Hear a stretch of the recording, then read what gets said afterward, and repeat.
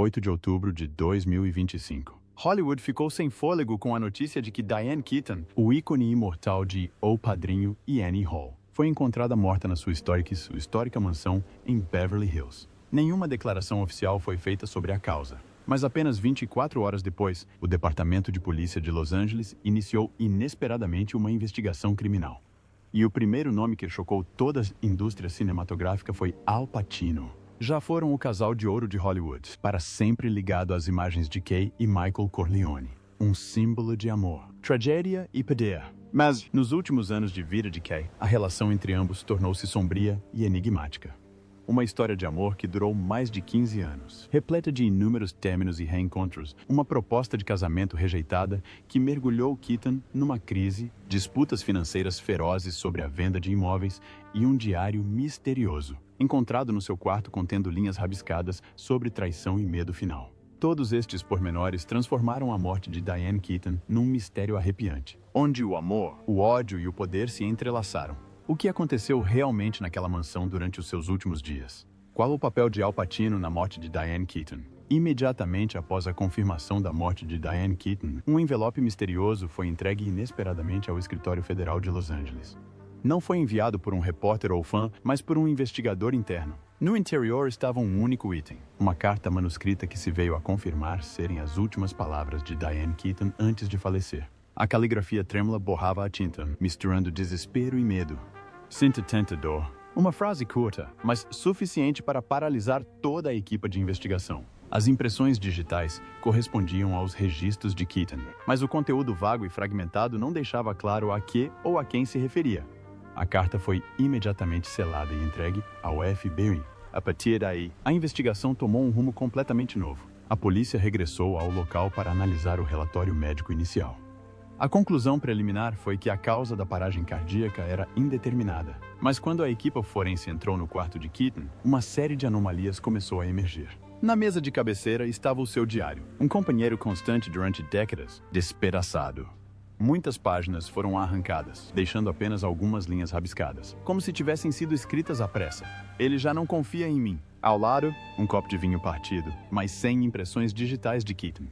Em vez disso, a polícia encontrou uma impressão digital fraca que não correspondia a nenhum dos funcionários da casa ou enfermeiros. Os registros telefônicos só aumentaram a confusão, pois havia chamadas perdidas do mesmo número às 22 horas e 48 minutos, poucos minutos antes de o sinal desaparecer por completo. Quando os dados foram rastreados, a identidade do autor da chamada foi confirmada: Al Pacino. Apenas 24 horas depois, o FBI convocou oficialmente Al Pacino à sede em Beverly Hills para auxiliar na investigação como testemunha-chave. Imagens dele ao aparecer na sede, com o rosto abatido, camisa meio abotoada e olhar vago, inundaram os meios de comunicação internacionais. A imprensa exigiu respostas, mas o porta-voz do FBI disse apenas: "Estamos a analisar provas relacionadas com os bens pessoais da falecida atriz Diane Keaton." Sem mais comentários. Os vizinhos relataram que, 3 dias antes da morte de Keaton, viram Al Pacino a sair de sua casa no seu Bentley preto, que conhecia bem. As câmeras de trânsito da zona captaram a matrícula do seu carro às 21 horas e 30 minutos. Quando questionado, Pacino alegou ter cooperado plenamente, mas o seu comportamento deixou a equipe de investigação perplexa. Um polícia descreveu que parecia perturbado, mas calma, sem derramar uma única lágrima. Era como se tivesse preparado para aquilo.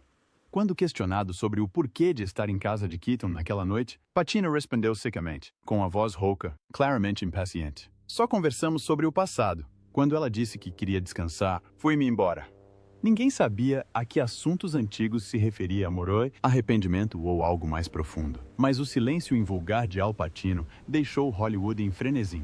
As manchetes inundaram a noite. Uma velha paixão ou a suspeita de que a morte de Keaton... Pacino, sabia alguma coisa? Uma história de amor que terminou em tragédia. E então a pergunta que assombrava a América ecoou em milhões de comentários: Al Pacino é apenas uma testemunha ou sabe mais do que diz? Segundo fontes próximas da investigação, o interrogatório de Pacino durou quase 8 horas, com os investigadores a focarem-se na natureza da sua relação com Diane Keaton nos seus últimos dias. Segundo Pacino, porém, Diane tinha se afastado dos holofotes, manteve-se ativa no Instagram, apesar da ansiedade.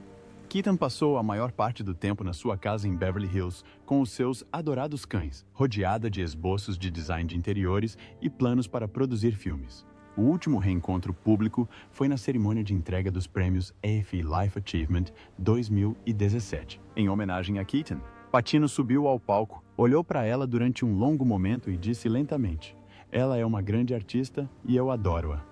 Após o evento, fontes afirmam que Pacino visitava Keaton com frequência, apoiando a sua terapia e organizando equipas médicas. No entanto, este cuidado rapidamente se transformou em controle obsessivo. Uma enfermeira que cuidou de Keaton revelou que ele controlava tudo, desde a terapia até quem podia visitar a senhora. Diane. Ninguém ousava agir sem a aprovação do senhor.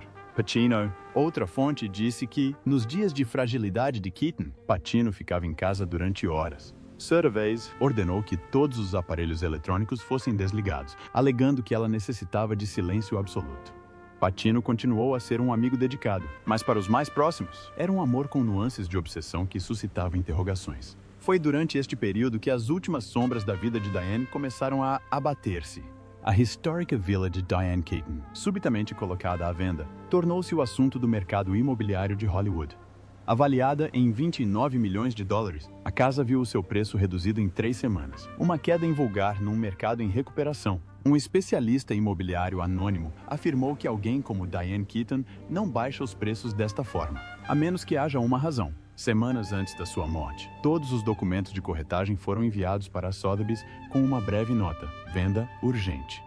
Prioridade para compradores com pagamento rápido. Um corretor relatou que Diane estava muito estressada, mas de boca fechada, como se estivesse sob pressão. Nesse momento, Pacino, acabado de sair de uma separação, terá contactado Diane. Uma fonte próxima revelou que tiveram uma conversa telefônica de quase 2 horas, durante a qual Diane riu e chorou, enquanto Pacino permaneceu em silêncio, repetindo vezes sem conta: "Peço desculpa." Dias depois desta conversa, Keaton assinou o contrato de venda. Os investigadores começaram a questionar. Pacino pressionou-a para vender a casa para aliviar a sua responsabilidade de financiar um investimento privado? Ou a Diane simplesmente queria vender porque já não gostava da casa? Fontes dizem que Diane estava preocupada com os gastos irresponsáveis de Pacino nos seus últimos anos. Gastou centenas de milhares em investimentos em arte, imobiliário e apoio financeiro a associados próximos. Isto não foi surpresa, dado que Pacino já tinha enfrentado um prejuízo financeiro de 50 milhões de dólares. Admitiu não perceber de gestão financeira, pois possuía 16 automóveis, pagava 400 mil dólares por ano em paisagismo numa casa raramente utilizada e mantinha 23 linhas de telemóvel e despesas desnecessárias. Assim, Diane temia que Pacino estivesse a ser explorado por aqueles que a rodeavam. Mas a revelação mais chocante foi a terceira gravação áudio divulgada. Apenas 2 dias antes da morte de Diane, uma frase arrepiou o público: "Este mundo é lindo demais. Não o quero deixar." Os investigadores debateram o significado desta afirmação. Muitos acreditam que era uma metáfora que refletia a sua ansiedade avassaladora, deixando-a mentalmente exausta. Menos de 2 semanas após o fecho do leilão, Diane Keaton faleceu subitamente. O valor da casa recuperou posteriormente. Entretanto, os especialistas do mercado imobiliário inclinaram-se para a teoria de que se tratava de uma referência direta a uma disputa sobre a venda, com Keaton a opor-se ao corte de preços defendido por Pacino, sentindo que este estava a tentar saldar dívidas prejudicando outras pessoas. A polícia encontrou 3 gravações de voz entre Diane Keaton e Al Pacino no seu telemóvel, feitas na última semana antes da sua morte. Fontes afirmam que, na primeira gravação, a voz de Keaton soava claramente irritada, mas trêmula, aludindo a conflitos financeiros. Ela disse: "Gastas como se fosses um bilionário da tecnologia." Al, a sua voz foi descrita como um misto de frustração e desgosto, demonstrando claramente o seu colapso mental. Na segunda gravação, Keaton terá falado com a voz embargada e carregada de reprimenda. "Não entende? As pessoas só ficam quando se tem dinheiro. Não podemos viver em Hollywood com contas para pagar." Quando as suas palavras terminaram, os investigadores na sala assustaram-se com um som agudo, estrondoso, o som de um objeto de vidro a estilhaçar-se. 2 policiais trocaram olhares. Um rapidamente rabiscou uma nota enquanto o outro se aproximava do microfone, especulando: o que era aquilo? Provavelmente o copo de vinho ao lado da cama. Mas as surpresas não se ficaram por aqui. Para além de um romance quebrado, a presença de outras mulheres na relação era uma grande fonte de sofrimento para Diane Keaton. A fatídica ligação entre Al Pacino e Diane Keaton começou em 1971, nas filmagens de O Padrinho. Keaton, então uma atriz principiante, ficou encantada com os olhos tristes e misteriosos de Pacino. Em contraste, Pacino era reservado, indiferente e magnética. Amaram-se em silêncio durante quase uma década, com chamadas noturnas, cartas não enviadas e ciclos intermináveis de términos e reencontros. Diane confessou uma vez: "Eu amava-o tanto que me perdi." Mas este amor sempre oscilou por um fio devido a diferenças irreconciliáveis. Pacino, vivendo de acordo com os seus instintos artísticos, nunca acreditou no compromisso. Certa vez, declarou: "Não acredito no casamento. É um grilhão que mata a arte." Estas palavras foram uma ferida profunda para Diane. Ela ansiava por um lar, um compromisso, enquanto ele ansiava por liberdade absoluta. Os colegas no platô sentiam uma tensão inexplicável entre eles. Por vezes, eram tão próximos como crianças, mas horas depois discutiam ferozmente. Um membro da equipe de O Padrinho Part de la Tour recordou que havia mais do que apenas amor entre eles. Anos mais tarde, Diane terá dado um ultimato: "Casa comigo ou deixa-me." Pacino optou pelo silêncio. Saiu do apartamento dela sem dizer uma palavra, encerrando o seu relacionamento de quase uma década. Não se viram durante anos. Durante a investigação, quando questionado se arrependia, Pacino limitou-se a olhar para o vazio e a dizer com a voz trêmula: "É um dos maiores arrependimentos da minha vida." Na verdade, mesmo após o término, a sombra de Pacino pairava sobre a vida de Diane.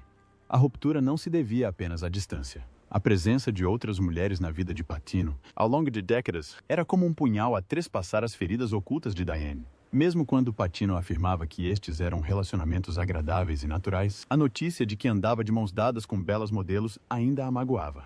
Um amigo próximo de Keaton contou que, quando as suas imagens apareciam na imprensa, Diane ficava paralisada em frente ao ecrã, tentando parecer calma, mas sem conseguir esconder a mudança, saltando refeições e fazendo sessões de terapia silenciosa. Ela disse que só queria desligar os noticiários, mas passava horas a ler cada artigo sobre eles que um amigo revelava. A tragédia atingiu o auge em junho de 2023, quando Pacino deu à luz um filho.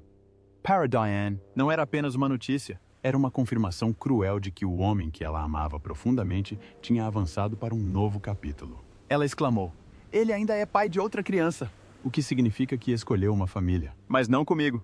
Disse que não acreditava no casamento, que não queria filhos. Então, o que é que eu era para ele? Nos seus últimos meses, as enfermeiras observaram que Keaton se tornou instável, emotiva e entrava em pânico sempre que surgiam novas histórias sobre Pacino. Chorava a ver os filmes antigos, especialmente O Padrinho, onde o olhar de Michael Corleone para Kay ainda tinha um significado implícito.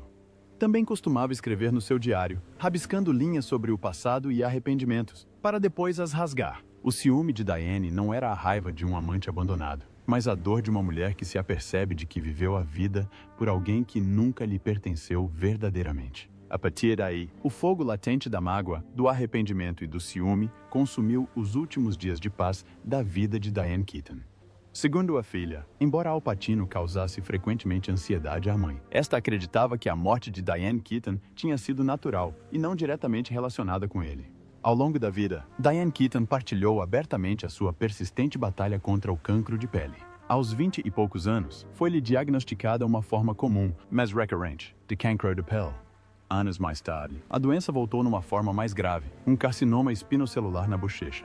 Keaton foi submetido a 2 cirurgias para remover os tumores e a vários tratamentos para restaurar a pele do rosto. Certa vez, disse que a doença a perseguia, não só pela dor física, mas também pelo historial de cancro de pele na sua família, incluindo o pai e a tia. Por isso, nos seus últimos anos, Keaton enfatizou a importância de proteger a pele do sol. Usava sempre chapéus de abas largas, óculos de sol e protetor solar ao ar livre. Além do cancro, Diane Keaton admitiu também ter lutado contra a bulimia no início da sua carreira. Numa entrevista, contou que consumiu até 20.000 calorias de uma só vez, só para depois eliminar tudo. Ela chamou-lhe vício, uma forma de autodestruição. Lutei toda a vida para controlar. A causa raiz foram as duras pressões para a sua aparência na Broadway, onde Keaton era constantemente instruída a perder peso para manter os seus papéis. Segundo amigos próximos, nas suas últimas semanas, Diane Keaton mostrou sinais de rápido declínio. Ficou emaciada, praticamente pele e osso, e estava frequentemente demasiado cansada para estar de pé durante muito tempo. As pessoas próximas acreditavam que ela escondeu a doença até ao fim, interrompendo os passeios com o cão e as publicações no Instagram para evitar que o público visse a sua fragilidade. A sua morte silenciosa e modesta refletiu a vida de Diane Keaton, forte, reservada e digna até o fim. Ao fim de mais de 8 horas, Al Pacino saiu da esquadra com a aparência de um homem que tinha perdido tudo. O interrogatório, que durou quase 3 horas, centrou-se nas anomalias da morte de Diane Keaton, a mulher que mais amou profundamente. Embora não tenha sido acusado, a polícia solicitou que se mantivesse disponível para mais informações. Pacino não disse nada, pois não deixou advogado, nem multidão. Apenas olhos encovados e um rosto estranhamente silencioso. Uma fonte próxima contou que, na sala de interrogatório, mal conseguiu manter a compostura ao mencionar o nome dela. Aos 85 anos, a sua voz falhou ao dizer: "Perdia muito antes de ela deixar este mundo." Ao sair do edifício, Pacino parecia muito mais velho do que realmente era. Os seus cabelos brancos estavam despenteados, o seu longo casaco empoeirado, os seus sapatos gastos, sem qualquer vestígio da lenda que um dia desfilou na passadeira vermelha. Caminhava lentamente, cada passo carregado de recordações. Um repórter gritou: "Senhor Pacino, acha que a morte de Diane Keaton foi suspeita?" Fez uma pausa, com os olhos a piscar, e depois sussurrou alto o suficiente para um microfone. Tudo à volta dela era suspeito, inclusive eu. Pacino ficou sentado no carro durante quase 10 minutos, com as mãos trêmulas e o olhar vazio. Quando o motorista perguntou baixinho para onde ia, a irmã Pacino respondeu apenas fracamente: "Já não sei." Nessa tarde, regressou à sua aldeia em Beverly Hills, onde ele e Keaton jantaram na década de 1980. Não entrou imediatamente, permanecendo em silêncio durante dezenas de minutos diante da porta de madeira escura. A governanta disse que ele foi diretamente para o escritório, pegou numa foto antiga deles no set de O Padrinho e ficou ali, a olhar durante horas. Em cima da mesa, estava um uísque pela metade e uma ponta de cigarro. Ao cair da noite, os vizinhos ouviam música de piano lenta e desconexa. Um antigo membro da equipa do Padrinho disse que ainda toca esta música sempre que sente falta de Diane, a melodia que ouviam nos primeiros dias de amor. Ninguém sabe o que ele pensava atrás daquela porta fechada. Apenas que o homem que interpretava o frio Michael Corleone no ecrã estava agora a desintegrar-se em silêncio. Uma fonte próxima suspirou. A polícia pode tê-lo libertado, mas o coração de Al continua preso naquela sala onde o obrigaram a dizer o nome que nunca mais quis pronunciar. A história de Al Pacino terminou em silêncio, mas Hollywood começou a tremer. A notícia espalhou-se como uma tempestade e o mundo do cinema pareceu suster a respiração. Reações do público e dos colegas. A morte súbita de Diane Keaton não só chocou Hollywood, como também gerou uma divisão sem precedentes na indústria cinematográfica em relação ao papel de Al Pacino. Um dos lados acreditava que Pacino era totalmente inocente, vítima de uma violenta tempestade mediática. Colegas próximos defenderam-no, afirmando que Pacino sempre foi calmo, gentil e nunca faria mal a Keaton. Argumentaram que as suspeitas de que as páginas rasgadas do diário e a estranha impressão digital eram meras coincidências trágicas, insuficientes para condenar um homem que co-criou a história do cinema com Diane. Por outro lado, surgiu uma reação feroz. Muitos escritores, realizadores e atrizes mais jovens sentiram que havia algo de errado na relação de décadas entre as duas lendas. Destacaram o poder e o desequilíbrio emocional, sugerindo que Diane Keaton viveu durante muito tempo na subtil teia de controle de Pacino, onde o amor, a lealdade e o medo se entrelaçavam. A família de Keaton, em comunicado oficial, pediu respeito por Diane enquanto pessoa e que deixassem a sua relação intacta. Pacino, por sua vez, retirou-se completamente da vida pública. A estreia do seu novo filme foi cancelada. O seu representante emitiu um breve comunicado: "O Sr. Pacino está de luto e não fará comentários neste momento." No entanto, os meios de comunicação norte-americanos logo divulgaram homenagens, alegadamente escritas por Pacino num bilhete deixado do lado de fora da casa de Diane. "Ela era a luz da minha vida. Sem a Diane, eu não seria quem sou hoje." No meio das flores brancas que cobriam a Hollywood Boulevard, o nome de Al Pacino manteve-se como a fratura mais profunda. O mundo ainda se perguntava, na sua história de amor que durou mais de meio século, qual era a verdade e o que só Diane Keaton levou para o túmulo. Perguntas sem resposta. Embora as suspeitas ainda obscureçam a sua morte, o legado de Diane Keaton permanece imaculado. Ela gravou o seu nome no cinema americano como um símbolo de liberdade e individualidade. Nunca foi a mulher que se encaixava em moldes, desajeitada, excêntrica, mas radiante por ser autêntica. Numa Hollywood obcecada por padrões e glamour, Diane escolheu caminhar sozinha, silenciosa, mas orgulhosa. Ela não procurava a perfeição, deixando que as suas imperfeições contassem a sua história. Enquanto outras estrelas exibiam sensualidade na passadeira vermelha, Diane usava fatos, gravatas, chapéus e sorria como se desafiasse as definições de feminilidade impostas pela sociedade. Pois o estilo de Diane não se resumia a roupas, mas sim a coragem. Certa vez, ela disse, não me visto para ser notada. Visto-me para me sentir livre. Esta liberdade não estava apenas na moda, mas nas suas escolhas artísticas. Ela não temia envelhecer, falhar ou interpretar papéis feios. Em busca do Senhor. Goodbye. Diane mergulhou num papel sombrio e sombrio. Ao lado da Dose Annie Hall, Something's Gotta Give past 50. Surpreendeu o mundo com uma performance sensual e autêntica, como uma mulher de meia-idade a aprender a amar novamente.